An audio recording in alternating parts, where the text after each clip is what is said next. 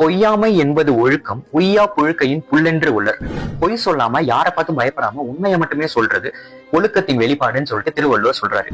அதுக்கு ஒரு நல்ல எக்ஸாம்பிளா ஆக்டர் மாதவன் என்ன சொல்லியிருக்காருன்னு பாத்தீங்கன்னா, 335 வருஷம் மட்டுமே ஆட்சி செஞ்ச முகலாயர்கள் பத்தி நம்ம 8 அத்தியாயங்கள் ஹிஸ்டரியில படிக்கிறோம். எப்ப தொடங்குச்சுனே தெரியாம குறைஞ்சது 2500 வருஷத்துக்கு வரலாறு இருக்க சேர சோழ பாண்டியர்கள் பத்தி ஏன் நம்ம ஒரு அத்தியாயம் மட்டுமே தமிழர்களோட வரலாறு ஏன் மறைக்கப்படுதுன்னு சொல்லி கேட்டிருக்காரு. உண்மையா தமிழர்களோட வரலாறு மறைக்கப்படுதான்னு கேட்டீங்கன்னா, 1335வது வருஷம் டெல்லி சுல்தானியர்கள் கிட்ட பாண்டியர்கள் தோத்ததுக்கு அப்புறம் தமிழ்நாட இது வரைக்கும் தமிழர்கள் ஆட்சி செய்யவே இல்லை.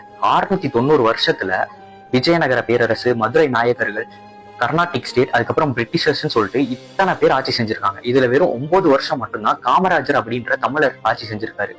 இத்தனை வருஷத்துல அந்த 9 வருஷம் மட்டும்தான் தமிழ்நாட்டோட கோல்டன் பீரியடாவும் இருந்திருக்கு.